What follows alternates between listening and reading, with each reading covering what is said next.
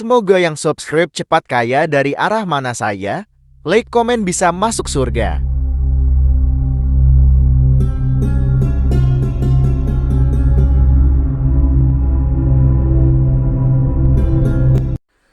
Bismillahirrahmanirrahim. Allahumma sholli ala Sayyidina Muhammad wa ala ali Sayyidina Muhammad.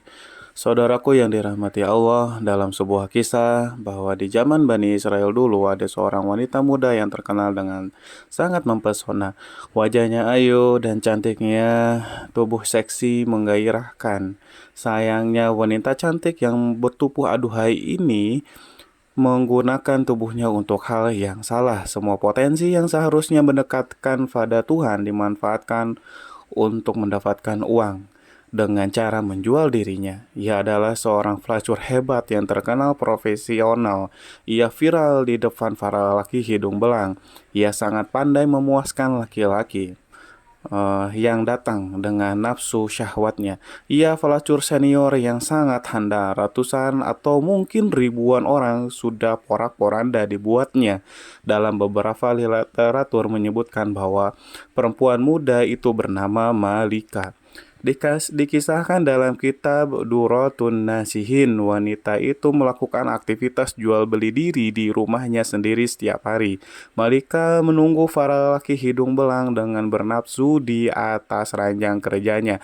Ranjang pemuas nafsunya sengaja diletakkan di dekat pintu depan rumahnya. Ketika pintu depan itu dibuka, orang yang lewat depan rumahnya akan dengan mudah melihat Malika sedang berbaring santuy di atas ranjang. Ia sengaja melakukan itu agar para lelaki yang melintas dapat melihat kecantikannya, sehingga nanti mereka yang imannya tipis setipis tisu akan segera tergoda dan merongkek dompet untuk bisa menikmati waktu bersama Malika. Konon Malika memasang tarif dengan harga yang sangat mahal, yaitu sekitar 100 keping dinar. Uang 100 dinar itu jika kita menggunakan sinar Kuwait dan kemudian mengkonversikannya ke dalam rupiah, maka akan bernilai sekitar 4,8 juta rupiah. Harga yang sangat fantastik untuk usaha pelacur. Namun demikian, banyak lelaki tipis imannya yang bermimpi bisa tidur bersama Malika. Tidak masalah bagi mereka walaupun harus membayar sedemikian mahalnya. Bagi mereka merupakan sebuah pencapaian besar, pencapaian luar biasa yang akan mereka banggakan di tempat-tempat tongkrongan mereka bila bisa menikmati Malika sang pelacur. Pelacur terkaya yang sangat menjaga kualitas tubuh dan pelayan menerimanya. Itu akan membuat mereka bertepuk dada karena bangga. Banyak orang yang kemudian salah terka, mereka mengira bahwa Malika akan mati tua merana dengan penuh hina akibat perbuatan dosanya. Namun siapa sangka Allah memiliki takdir indah yang lain untuk Malika. Malika mendapatkan momen luar biasa yang kemudian mengubah seluruh jalan cerita hidupnya 180 derajat dari sebelumnya. Malika mendapatkan lelaki soleh sebagai suaminya. Dari pernikahannya, Malika dan suami memiliki 7 anak laki-laki soleh yang semuanya diangkat Allah menjadi nabi. Bagaimana bisa semua itu terjadi? Amalan apa yang sudah dilakukan Malika dalam hidupnya? Sebelum melanjutkan kisah ini, mari kita bantu channel ini untuk terus berkembang dengan cara mensubscribe dan mengaktifkan tanda lonceng. Jangan lupa berikan komentar yang baik, share video ini kemanapun supaya banyak yang mendapatkan manfaatnya. Semoga bernilai amal jariah karena membantu syiar Islam kepada manusia. Amin, amin, Allahumma amin. Suatu hari ada seorang pria muda melintas di depan rumah Malika, sang pelacur. Dia adalah laki-laki soleh, ahli ibadah. Ia berasal dari daerah yang sangat jauh dari sana. Sebut saja namanya Pulan. Ketika lewat secara tidak sengaja, mata Pulan memandang tubuh Malika di atas ranjangnya. Kata orang-orang soleh, pandangan pertama yang tanpa sengaja merupakan rejeki, sedangkan setelah pandangan pertama, pandangan keduanya dan pandangan ketiganya adalah dosa, karena sudah berbalut nafsu syahwat. Mendadak bergejolaklah darah mudanya. Mengelihat syahwat dan nafsunya sebagai ahli ibadah, Ia berusaha sekuat tenaga menahan nafsu birahinya, bahkan kemudian ia sempat berdoa kepada Allah supaya menghilangkan syahwat setan yang tengah melanda hatinya. Meskipun sudah ditahan nafsunya terus membara, syahwat tubuhnya menegang dan akhirnya benteng imannya jebol. Ia tidak mampu lagi mengontrol hawa nafsunya. Pulan pun kemudian mencari tahu caranya bagaimana supaya bisa menikmati malam bersama Malika. Ternyata tarifnya yang sangat tinggi senilai 400 dinar. Pulan tidak punya uang sebanyak itu. Ia lantas mencari cara supaya bisa mendapatkan uang untuk membayar tarif tidur bersama Malika.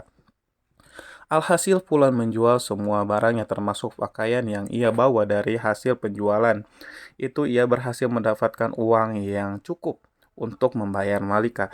Dengan mantap dan yakin Pulan mendatangi rumah Malika. Sesampainya di sana, pegawai Malika menyuruhnya membayar uang tarif pelayanan. Ternyata malam itu Pulan belum bisa menuntaskan hasratnya. Ia harus menunggu giliran mengantri bersama puluhan lelaki yang lainnya yang mempunyai niat yang sama. Maklum Malika adalah impian semua lelaki kala itu. Pegawai Malika kemudian memberikan nomor antrian Pulan sekaligus mencatat waktu pelaksanaannya. Tepat pada waktu yang telah disepakati, Pulan mendatangi rumah Malika, si wanita pelacur. Malika terlihat sudah berhias rapi, ia duduk menggoda di atas ranjangnya. Pulan kemudian masuk ke dalam dan duduk bersama Malika. Di atas ranjang mereka saling berdiam. Beberapa menit mereka lewati hanya dengan berdiam-diaman, tanpa obrolan, tanpa adanya gerakan lainnya. Kemudian Malikia berinisiatif mengulurkan tangannya. Tangan itu hendak meraih tubuh Fulan, belum sampai dari jemari lentik si Malika menyentuh kulit Fulan. Tiba-tiba Fulan merasa sekujur tubuhnya dingin seperti disiram air es. Tubuhnya menggigil, hatinya terguncang, rasa bersalah dan ketakutan hebat tiba-tiba menyelimuti tubuh Fulan. Imannya yang sangat nyaris minggat tiba-tiba kemudian kembali lagi. Ia merasa seluruh ibadah dan amal baiknya selama hidup hancur porak-poranda dalam hitungan detik selama ia berada dalam kamar itu. Wajar. Wajah Pulang terlihat pucat, kemudian seluruh persendiannya bergetar. Ada sebuah kekuatan dahsyat yang tiba-tiba membuat hatinya ketakutan menyadari sesuatu yang aneh. Sedangkan klien Malika, si wanita pelacur itu kemudian bertanya, "Mas, kamu itu kenapa sih? Apakah kamu sakit?" Begitu kira-kira Pulan masih terdiam. Kemudian menjawab dengan gemetar, "Mbak, aku sangat takut kepada Allah. Biarkan aku keluar dari kamar ini." Kemudian Malika mengercitkan dahinya. Ia kaget dengan jawaban Pulan. Dengan emosi Malika membentak, "Aduh, sialan, kamu banyak laki-laki yang sangat menginginkan apa yang kamu dapatkan hari ini. Bahkan mereka rela antri lama demi mendapatkanku. Aneh sekali, kamu itu kenapa sebenarnya?" Pulan si ahli ibadah itu menggigil kakinya, ia lifatkan ke depan dadanya. Detuk jantungnya bertambah kencang. Ia kemudian berkata, "Mbak, aku sangat takut kepada Allah. Aku takut Allah murka. Uang yang sudah kubayarkan tadi silahkan ambil saja, itu halal buatmu. Tapi izinkan aku keluar dari sini." Kemudian Fulan berdiri, ia bergegas berjalan ke arah pintu keluar Malika. Kemudian Malika bertambah keheranan melihat kliennya itu ketakutan. Ia kemudian bertanya lagi, "Hei, tunggu dulu Mas, memangnya kamu belum pernah melakukan kayak gini sebelumnya?" Kemudian Pulan menjawab, "Sebelumnya Mbak sama sekali belum pernah. Ini yang pertama kali." Seakan tidak yakin dengan jawaban Pulan. "Ah, masa sih Mas?" katanya sambil menggaruk keningnya yang tidak gatal. Malika kebingungan, apa iya di zaman ini ada laki-laki yang tahan terhadap godaannya? Itu sebuah hal yang mustahil. Malika itu cantik dan menggoda. Ia terlanjur menganggap bahwa semua laki-laki itu sama. Kemudian Malika bertanya, "Mas, kamu itu siapa sebenarnya? Kamu itu dari mana datangmu? Dari mana dan maksudmu mau kemana?" Kemudian Pulan menjelaskan siapa dirinya dan dari mana asalnya. Setelah mendengarkan cerita dari Pulan, Malika mempersilahkannya untuk keluar. Pulan keluar dengan menangis terisak, tubuhnya limbung seakan mau roboh sepanjang jalan pulang menuju rumahnya. Pulan tak berhenti menyumpahi dan mengutuk dirinya sendiri. Ia sangat menyesali perbuatannya yang barusan akan ia lakukan. Ia menyesali sebuah dosa yang belum pernah ia kerjakan. Sementara itu, Malika di dalam ruangannya masih merasa kebingungan. Ia masih teringat kondisi pria yang sangat menyedihkan itu. Pria pertama yang menolak tidur dengannya. Diam-diam Malika termenung dan merenung memikirkan fenomena aneh yang baru ia alami malam itu. Sepanjang hidupnya, tiba-tiba saja hatinya bergetar, ada gejolak yang dahsyat dalam hatinya. Wanita ini malam itu ia merasa menjadi sangat hina. Kepercayaan diri, kebanggaannya sebagai pemuas nafsu laki-laki seketika runtuh dalam hatinya. Malika berkata, "Ya Allah, laki-laki itu baru pertama kali mau berzina, tapi ketakutannya seakan-akan ia sudah berzina jutaan kali. Seakan-akan dosanya paling banyak sejagat raya. Sedangkan aku sudah begitu lama, sudah bertahun-tahun telah melakukan dosa zina, tapi tak sedikit pun ada rasa takut terhadap murka-Mu ya Allah. Padahal Tuhan yang laki-laki itu takuti adalah Tuhan yang kusembah juga. Seharusnya rasa takutku pada Tuhanku lebih besar dibandingkan ketakutannya." Malika masih terdiam, tiba-tiba air mata menetes dari sudut matanya. Kemudian lama-lama air mata itu menjadi anak sungai. Malika menangis senangis sejadi-jadinya. Bekerjalah takdir Allah, wanita yang seumur hidupnya menjadi pelacur itu telah ditakdirkan mendapatkan hidayah. Pada malam itu juga, Malika kemudian menutup pintu rumahnya rapat-rapat. Ia menguncinya dari dalam, kemudian ia bersuci sebisanya, lalu mengganti pakaian seksinya dengan pakaian sopan sederhana, dan kemudian ia memulai beribadah, sebuah amalan yang sudah ia tinggalkan bertahun-tahun lamanya. Malika benar-benar bertaubat, menyesali dan meratapi dosa-dosanya di masa lalu, dan ia meminta ampunan dari Allah. Malika duduk beribadah sepanjang malam setiap hari. Hal itu dilakukan dengan sungguh-sungguh, dengan mengharapkan ampunan Allah. Tidak terasa pertemuan dengan Pulan sudah lewat setahun. Diam-diam Malika selalu ingat kepada Pulan, lelaki soleh yang ia temui tahun lalu. Malika teringat dan kemudian berpikir, jika saja aku mendatangi Pulan, mungkin saja Pulan mau menikahiku sehingga aku dapat belajar di sampingnya banyak hal tentang agama. Dan Pulan akan menjadi pendorong dan penyemangatku untuk beribadah pada Allah. Setelah menimbang dan berpikir lama, Malika yang sudah berubah menjadi wanita soleh memutuskan untuk mencari si Pulan. Ia masih teringat alamat yang disebutkan Pulan beberapa bulan yang lalu. Pergilah Malika mencari alamat Pulan. Ia pergi dengan membawa harta dan beberapa pembantunya. Dengan semangat dan iman mereka berangkat melakukannya. Setelah sampai di kampung yang dituju, Malika lalu bertanya kepada warga yang dijumpainya. Kemudian ia memperoleh informasi di mana rumah Fulan. Si pemuda soleh sesampainya di rumah Fulan, diucapkannya salam. Kemudian keluarlah Fulan. Ia membukakan pintu rumahnya, kemudian mempersilahkan para tamunya untuk masuk. Fulan belum sadar siapa yang datang karena Malika pada saat itu memakai cadar. Sedangkan para pembantu bersamanya, Fulan belum pernah mengenali mereka sebelumnya. Malika kemudian membuka cadar penutup wajahnya supaya Fulan mengingatnya, dan benar saja, meskipun setahun telah berlalu, Fulan masih mengenalinya. Tiba-tiba tubuh Fulan kembali menjadi dingin. Fulan teringat peristiwa perjumpaan pertama dan terakhirnya dengan wanita di depannya. Itu rasa bersalah, rasa takut yang sudah berusaha ia hilangkan selama setahun terakhir tiba-tiba datang lagi.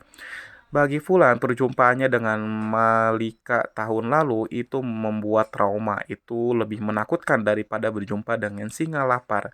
Kenangannya di masa lalu membuat tubuhnya lemas, lunglai, tubuhnya kemudian kembali bergetar hebat, keringat dan air matanya bercucuran.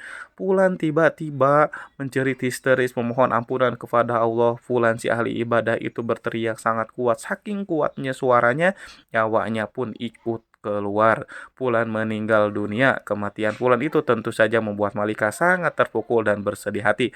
Malika menangis, kemudian ia melakukan ibadah Dalam doanya, Malika berkata, "Ya Allah, sesungguhnya aku berangkat ke sini untuk bertemu dia demi sebuah niat suci dan mulia untuk mendekatkan diri kepada Engkau, ya Allah.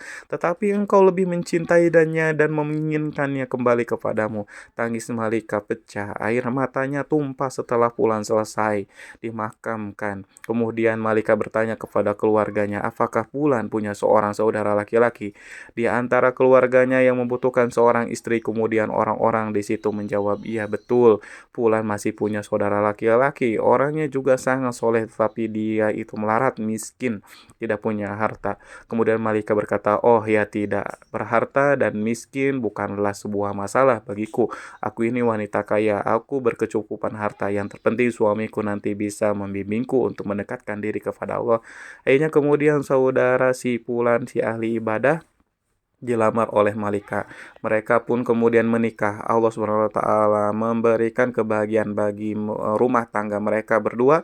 Bahkan dari pernikahannya mereka dikaruniai 7 orang anak laki-laki. Dan sebuah hal yang sangat luar biasa, Masya Allah, semuanya atas takdir Allah. Ke-7 anaknya itu diangkat oleh Allah menjadi nabi-nabi dari kalangan Bani Israel. Sebuah anugerah besar, sebuah barokah dari taubat yang sesungguhnya ini adalah pelajaran penting bagi kita untuk tidak memandang remeh, memandang rendah yang lain. Mungkin saja saat ini ada orang itu ahli maksiat, penuh dosa, namun ternyata besok pagi orang itu bertobat kemudian menjadi ahli ibadah dan menjadi kekasih Allah. Dari Anas bin Malik dan Abu Hurairah radhiyallahu an, Rasulullah bersabda, Allah Allah Subhanahu wa taala berfirman, apabila seseorang hamba mendekatiku sejengkal, maka aku akan mendekatinya 1 hasta. Apabila hamba itu mendekati aku 1 hasta, maka aku mendekatinya satu depan. Apabila hamba itu mendatangiku dengan berjalan kaki, maka aku akan mendatanginya dengan cara berlari. Hadis sahih riwayat Bukhari. Para sahabat yang dirahmati Allah, oleh karena itu jangan main-main dengan pertaubatan seseorang. Jangan main-main dengan kalimat tobat. Jika seorang sudah bertaubat kepada Allah, Allah tidak akan lagi memandangnya bagaimana masa lalunya. Yang Allah pandang dari seseorang adalah masa kininya dan bagaimana nanti akhir hidupnya. Semoga kita semua dipilih oleh Allah untuk menjadi hamba-hambanya yang meninggal dengan cara husnul khotimah. Wallahu a'lam bishawab. Wassalamualaikum warahmatullahi wabarakatuh.